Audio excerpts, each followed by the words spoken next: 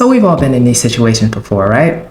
You decide to go on the straight and narrow course of your raw vegan food diet, and now you have the smell of Beyond Meat fried chicken wafting around you.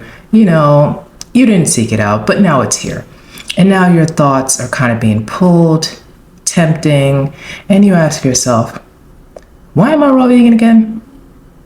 This is exactly what I want to explore in this video today, so stay tuned.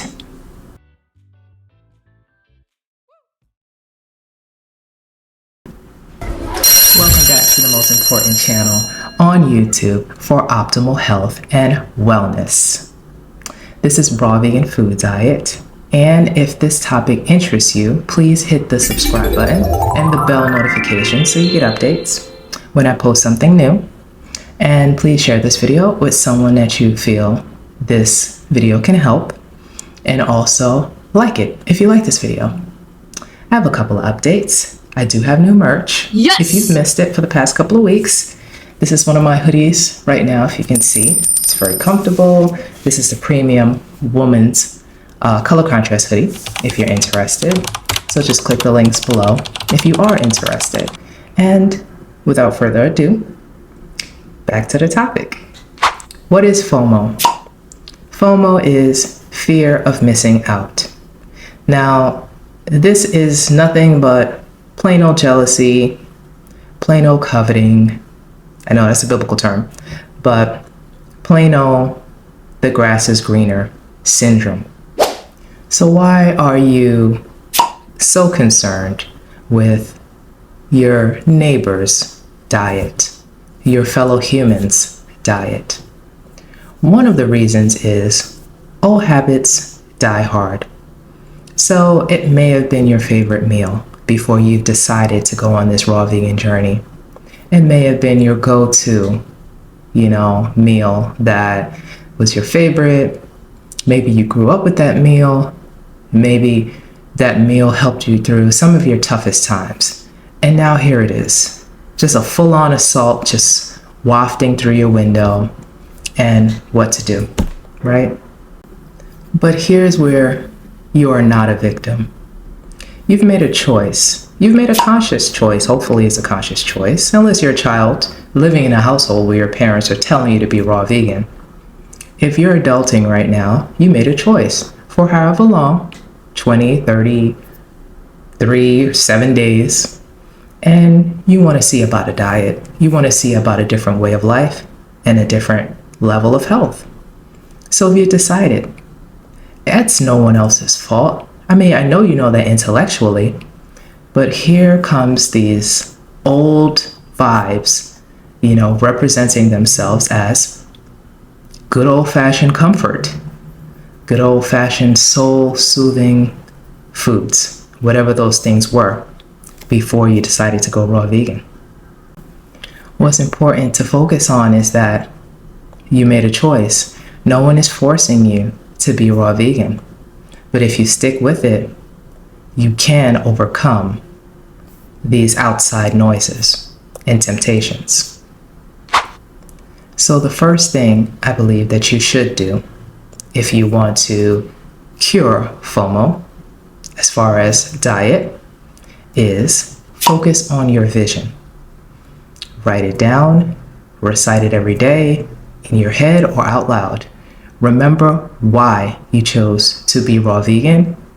Even coach yourself, if it's just a challenge, coach yourself on, it's not gonna last very long. I can go back if I want to. I can do a little nibble at the end of the 30 days of my favorite food. If you still have that desire there, most likely you will not, but some do. Some look at the raw vegan diet as a fast or a challenge or, a time-sensitive thing that they have to heal something in their body, and they declare that they will go back. But when you learn what you do through a raw vegan diet, and I mean the way your body feels, the way you feel, even the mental clarity that some of us have when we're just eating raw fruits and vegetables and raw nuts and seeds and sprouts, you will most likely not want to go back. So these are temptations, and you'll have to coach yourself through them with remembering your why. Some of these whys are very strong, like chronic illness, or teaching your kids how to eat properly, and you want to show and prove by example, so you're setting a foundation. Maybe you see that they're going down a bad path and you want to be a stronger, maybe they're overweight and you're overweight, and your mama was overweight and her mama's mama was overweight, you know what I mean? And you're thinking, I want to kind of break this chain.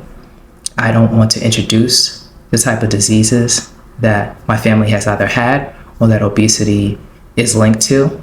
I don't want that for my child. So now you want to be an example, and that is a good why, but it's not up to me to decide. That is completely up to you to decide, but you are responsible for reminding yourself and just flicking away these little temptations that come about. What FOMO is a distraction. Of course, at first glance, it's jealousy. And then maybe at second glance, oh, am I supposed to be doing something different? So we're all, I guess, social creatures to some extent. And if everyone is going left and you're going right, you may want to check yourself and go, am I not getting something? So I do understand that, right? You want to not fall off the cliff or something. If everyone is going a certain way, you may think like, okay, maybe I'm supposed to go that way. I understand. But remember, you're always the captain of the ship. Never just follow blindly. And just because something is an old habit or something that you might have been used to in your old diet, don't romanticize it. You changed your diet for a reason. Back to the why. But you changed it for a reason. So don't let these things distract you. These type of ads, that have like sugary, syrupy drinks and, junk foods, and they add all of these characters to it, sexualize the food, and, add like hip hop music to it and all of these things, to get in your senses and to convince you ultimately that the way that you're eating is no longer helpful to you. It's not good. It's not good enough, and that you have to get these food products. So don't forget that also. There is an industry that preys upon you and that preys upon your weaknesses. So let that hit in your ego, as I talked about in my previous video about how to cure sugar addiction. So let that get you mad. And then that is another way that you can actually, once you smell something or once you see your friends and everybody's drinking the frappy drinks and whatever the case is, you're just like, you have a whole different mind about you. And that's exactly what's going to keep you on a raw vegan course. So change that mind from distraction to, question, am I doing everything I could be doing? Because I would like to enjoy that every now and then. And once you've decided, now I'm on the right course. Cool. That's for them. This is for me. Then you'll no longer be distracted. The last thing I would say that will help you to cure FOMO is to be grateful. Be grateful for where you are and what you have, even though you may feel a little unhealthy, and you may be looking at someone else eat a slice of cooked pizza and they look totally, fit and totally healthy and not gassy or whatever the case is, whatever your ailments are when you eat pizza. But that's not your food. Or if they can give you the cure and you feel like, hey, I would love to eat dairy pizza or vegan cooked pizza, and now I have this cure and this pill, and that's great for you. So go ahead but you always choose, right? Because if you're always going to be choosing with an idea of missing out, your head is going to be in a swivel. You have to be willing to be disciplined and focused if you want optimal health. Sometimes there are quick fixes, but also I would say, what is really a quick fix for dairy intolerance? Your body is suggesting to you it does not like dairy. Now, could you get the vitamins, minerals, or whatever you think, the satiety, whatever it is, that you think that dairy products gives you? Can you get that in a vegan diet? Can you get that in a raw vegan diet? Yes. So you have to do your research. But research already done, and temptation on full blast, meaning you just see the other person's table and cheese is just dripping and the hot air and everything is just suggesting this raw vegan diet is for the birds. I'm done. Let me get that pizza. Look at yourself. Why do you want it? And also, why did you leave this diet for this raw vegan diet? Because there is a reason. And that is the reason that's gonna allow you to let go of the romanticizing, the fantasizing about your neighbor's food choices and your neighbor's plate. Remember, you are not trapped. You can change any time. This is your choice. Take responsibility for your choice. Stick to your choice.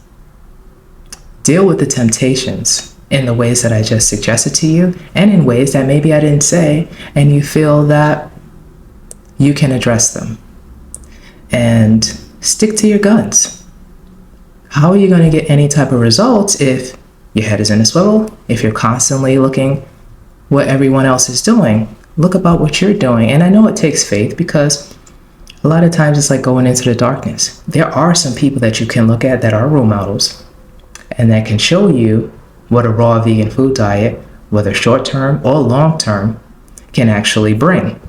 Some of them are positive examples, some of them are negative examples, you know? So you really are kind of on your own, and that's not a bad thing, because all you have to do is just pour into yourself about who you are, and that every choice that you make is the best choice for you, and whatever is not good for you, you will learn and you will pivot. And just dedicating that to yourself, making a dedication to your optimal health, making a promise to yourself that you will do and you will change whatever you need to do to be on that higher health purpose. So thank you for watching this video. I hope that you enjoyed it. If you did, please comment below and maybe share your tips on how you get over FOMO when it pertains to a raw vegan food diet. Also, I have some very helpful links below in the description, so go ahead and explore that, and I hope that it helps you on your optimal health journey. And with that, folks, I will see you again for another great video. Be blessed.